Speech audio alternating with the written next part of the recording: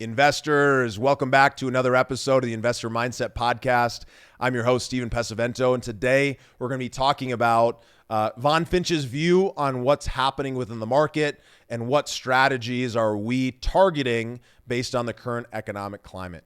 It's been great talking to all of our investors and 50 plus conversations last week, diving in and understanding how our current clients are looking at the market. And if you're one of our clients and we haven't yet spoken, I encourage you to schedule some time so we can dive in and understand exactly how you're looking at the market. But one of the questions that came up often was, what are you seeing in the market? What's currently happening and how are you reacting to it? Well, one of the things that we're noticing is that with the change in the equities market, obviously many of people have been following closely. The stock markets have gone down 15 to 20%, depending on what day you're looking at.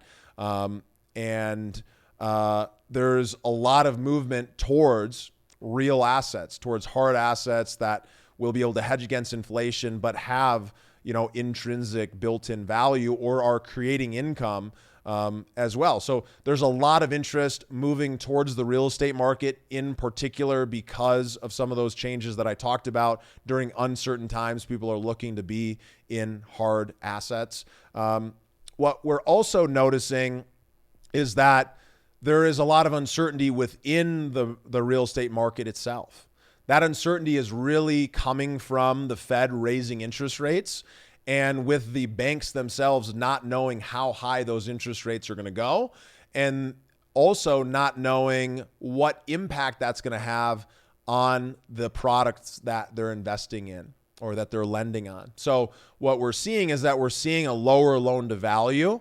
And when you have a lower loan to value and you have higher interest rates, what that does is it ends up reducing what the overall return profile of that deal would be. So what we're seeing and the expectation that we're setting and smart operators are setting as well is that what once was a 17% IRR return last year or the year before, that same deal purchased today in today's debt environment is likely closer to a 14 or a 15%. Same risk, same product, was a 17, now is a 14 or a 15. It's important to accept the market that we're in and not think that I wish we could go back to the market that we previously came from.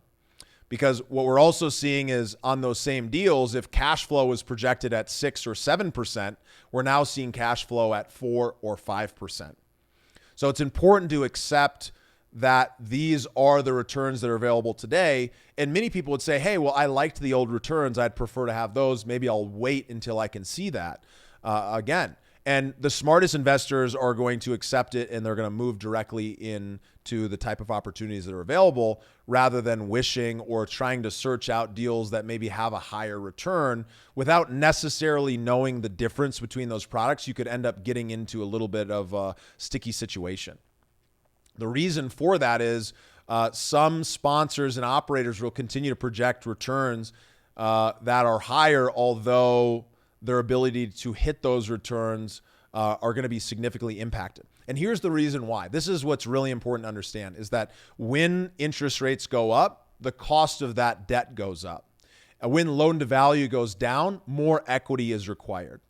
And so when you pair those two things together, the bank is the biggest partner on these individual real estate transactions. So if they are bringing 60 to 70% of the money that's needed to purchase that property and the cost of that capital has gone up by 2%, you can imagine that the available capital available for returns is going to go down. And that's further exacerbated when you look at loan to value going down and needing more equity, meaning those returns that are available need to be spread out amongst more dollars, right? So that's one thing that we're seeing. We're setting a new expectation about what the return profile is today. We absolutely are always looking to be able to exceed expectations, being able to exceed pro forma. And we've done that on every deal that we've done, going all the way back to the VonFinch home days. We've had a lot of success in being able to be conservative going in, and that's really important. And if that's important to you, then you should know that when you look at our opportunities and compare them to others, is that we're setting an expectation that we believe we can achieve and that we believe that we can exceed as well. So that's one thing we're noticing in the market. The second thing we're noticing is that we are seeing a lot less buyers in the market. And one of the big reasons for that is we talked about lower loan to value, when that's also paired alongside many of these buyers don't have great equity relationships. They don't have the ability to raise capital well, or some of the institutional capital has pulled back as they're reallocating their funds in some of the directions I'm about to talk about. But because of that, less buyers in the market is meaning there can actually be an opportunity today to get a little bit better of a deal than we would have gotten recently in this highly competitive market. So that's one thing that's really great about what's going on, is that when you can capitalize a deal and when you can set conservative expectations, you can do deals today that really make a lot of sense. And it's important to stop for a moment and to acknowledge that you might ask yourself, well, why not wait to find deals that could be stronger, or why not wait it out a year or so and just kind of see what happens? You know, seeing what happens can make sense, but what I would like to remind people about is that if you would have waited to see what happens post 2020 lockdown version 1, if you would have waited to invest in the end of 2020 or in the beginning of 2021, you would have missed one of the largest run-ups in real estate values in history. If you would have waited to invest in equities during that same time, you would have missed one of the biggest run-ups in history. So the point being is that what ends up happening is that in any given day of the market, you want to have exposure to what's happening in the market so that you can participate in those ups, because some of the biggest ups come right after those times of great pullback economically. The second reason why you would want to really get a clear understanding of what you're looking for in an investment and still deploy capital in opportunities that fit that is because we're in a high inflationary environment. You've heard this for months, but month after month, we've seen high inflation. We're in the 8 to 10% range currently.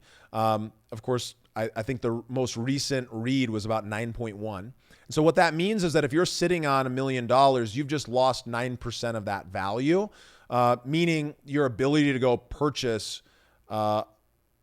something today versus a year ago is less, and therefore you're actually losing buying power by letting that sit on the sideline. And that's why it's so important to be able to put that money into assets that actually hedge you against inflation. And when I say hedge, what I mean is that when you invest in real estate, for example, your equity goes into real estate alongside debt. And as inflation continues, rents go up.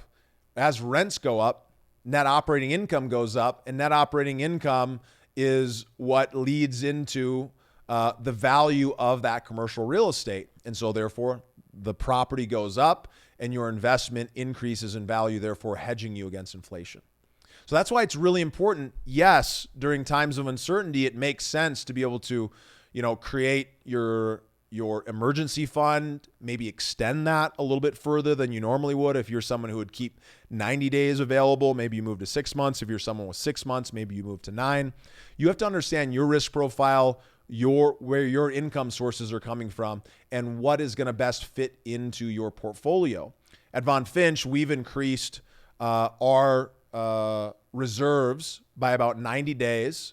And we're in the process of increasing them to about 120 days. So we have cash on hand that we will need for operating our business and for, paying for personal expenses that are needed for our staff, right? We need to make sure we can pay our people. However, every other dollar we're rolling directly into opportunities, because if we're sitting on another $500,000 or $1 million of cash, again, we're losing value, and we don't want to do that. And therefore, what we're seeing is we're seeing a great opportunity in the market to continue to look for single asset opportunities that we'll directly own, operate, and manage, and we'll partner with LPs just like you to go and buy the same type of products and properties that we've been buying for years. The last 10 multifamily projects, or the 200 plus single family, have all been product that we like the ability to operate and manage these, and we know we can create a great return. Now, in the same vein, what we're looking for is we've reduced our growth expectations, and we've reduced the loan to value that's going to go into these deals. And so we're tightening up that criteria, and we're being very specific. What we're looking for is we're looking for strong markets that are tier 1 or tier 2 markets. A tier 1 market is a Los Angeles, a Chicago, or New York. Now, we're not really looking in those markets in particular, but what I mean by that is very strong markets that have good growth. We're looking primarily in tier 2 markets. That's a Denver, that's a Dallas, that's a Phoenix, and other markets like it. And we're looking in some tier 3 markets, but that have really great demographic information. Now, why is that key? It's important to look for markets that have stability of income, of jobs, of all the things that we've always been looking for. But right now, we're seeing some softening in the lower income areas, people's inability to pay in those lower income areas. And we're seeing some areas that have been overheated, and we're looking to avoid those. We're also looking for product that's a little bit newer. That's 1970s, 1980s or newer, that is in a little bit better condition, that we believe is in a great area that is going to continue to appreciate despite any kind of changes that happen in the market. And we're looking, most importantly, to structure deals in a way that heavily protect our investors. So in those single asset deals, we're looking to be conservative. We're looking to, continue to make offers until we get deals accepted that really meet that criteria. And simultaneously, we're looking to set up deal structures that put us in a protected position. And what do I mean by that? What I mean by that is that there's a great opportunity today when loan to value goes down and operators and sponsors need additional capital to actually be able to infuse capital in a preferred equity position that acts kind of like a second mortgage. And the best way to visualize this is on a bar chart. If you think about 65% of the bar chart from the bottom up is the debt. Above that would be about 10 to 15, maybe even 20%, up to a total of 80%, maybe 85% loan to value being that pref equity.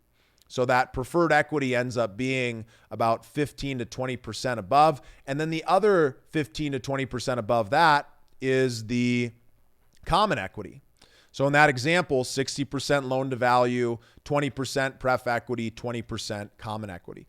In that example, the pref equity gets paid back its initial investment first, so it gets a return of capital first. And second, it gets a return on capital first, so it gets its entire return that's projected before the common equity gets paid anything or the sponsor operating team gets paid any kind of promote. So what is really good about that is that it puts you in a better position from a protection perspective.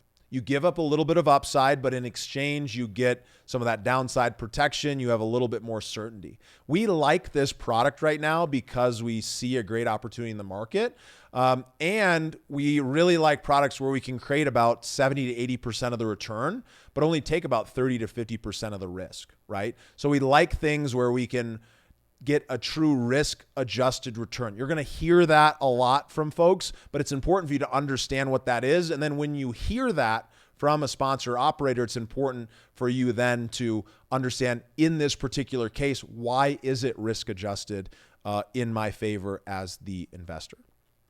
The other important thing that we're looking at is the importance of investing with true experts, people who are every day living and breathing this, who are working with all the public data that's available from economists and working with all the private data that we personally pay for access to so that we can make these kind of economic decisions. Because in times like this, it's really important to understand that we can tell what's going on today, right now in the market. and we can anticipate what we believe are the different scenarios that are going to happen, and we can have different strategies available to fit those different scenarios. And so it's critical to understand that each strategy can fit a scenario better depending on what that circumstances is.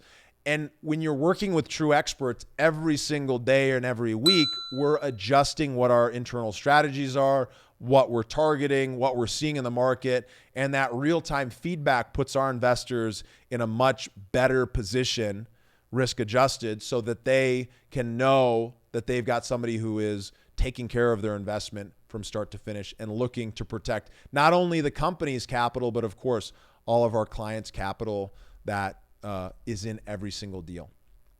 So with that, what we're highly encouraging is to sit down and get absolutely crystal clear on what it is you're looking for in an investment, what's important to you in the investments that you're making, and that you get a clear buy criteria so that when an opportunity comes, you're not passing on it out of fear. You're saying, yes, this does fit my criteria, or no, this doesn't fit my criteria.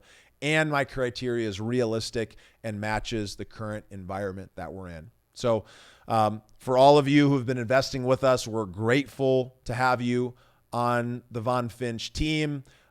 It's great to be able to partner with you on these opportunities. We're so glad to be able to create such great returns on the mini exits and the mini deals that we currently are operating for each and every one of you.